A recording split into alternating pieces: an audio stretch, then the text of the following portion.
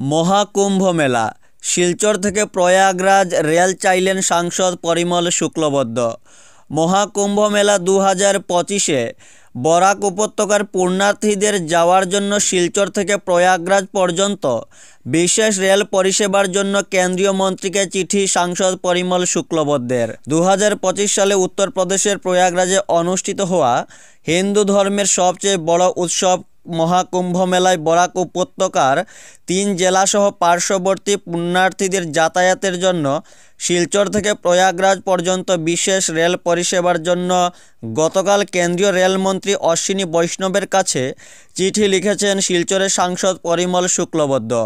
সাংসদ তাঁর চিঠিতে কেন্দ্রীয় রেলমন্ত্রীকে অনুরোধ করেছেন, বরাক উপত্যকাতে প্রায় 45 লক্ষ জনসংখ্যা, তার উপর ভিত্তি করে মহাকুম্ভ মেলার পুণ্যার্থীদের সংখ্যা অনেক বেশি। তার জন্য বরাক উপত্যকার পুণ্যার্থীদের জন্য বিশেষ রেল পরিষেবা দেওয়া হলে উপত্যকার জনগণ অনেক উপকৃত হবেন।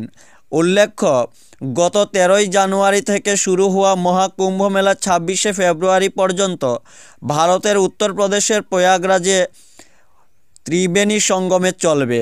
মহাকুম্ভ মেলার এই মহান সংস্করণটি প্রতি 144 বছরে একবার অনুষ্ঠিত হয় এবং এটি 44 দিন ধরে চলবে।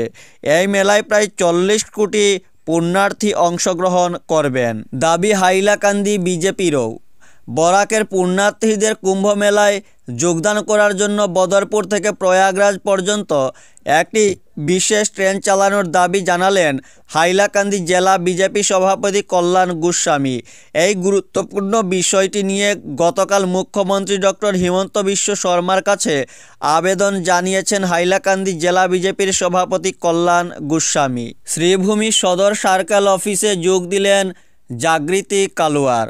শ্রীভূমি সদর সার্কেল অফিসে মঙ্গলবার অর্থাৎ গতকাল সার্কেল অফিসার হিসেবে যোগ দিয়েছেন জাগৃতি কালুয়ার। এর আগে বদরপুর সার্কেল অফিসে কর্মরত ছিলেন তিনি। শ্রীভূমি জেলা কমিশনার আদেশ অনুযায়ী জাগৃতি কালুয়ারকে বদরপুর থেকে শ্রীভূমি সদর সার্কেল অফিসে স্থানান্তর করা হয়েছে। 27শে জানুয়ারি দিল্লিতে ভোট প্রচারে নামছেন মোদি। পরিবর্তন আর প্রত্যাবর্তনের লড়াইয়ে 27 জানুয়ারি থেকে দিল্লিতে প্রচারে নামছেন প্রধানমন্ত্রী নরেন্দ্র মোদি। দিল্লিতে 25 বছরেরও বেশি সময় পর ক্ষমতা পুনরুদ্ধারে দলের প্রথম শ্রেণীর নেতাদের দিয়ে প্রচারে জোর দিয়েছে বিজেপি।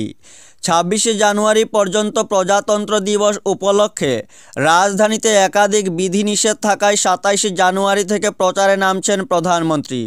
পরিবর্তন স্লোগানকে সামনে রেখে এবং অরবিন্দ কেজরিওয়ালের নেতৃত্বাধীন আম আদমি পার্টির বিরুদ্ধে দুর্নীতির অভিযোগ তুলে ধরে পদ্ম শিবির একটি লক্ষ্যভিত্তিক প্রচার চালাবে বলে দলীয় সূত্রে জানা গেছে।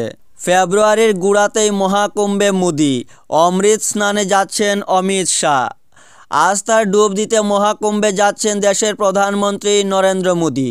সূত্রের খবর, সব কিছু ঠিকঠাক থাকলে আগামী 5ই ফেব্রুয়ারি প্রয়াগরাজ যাবেন প্রধানমন্ত্রী।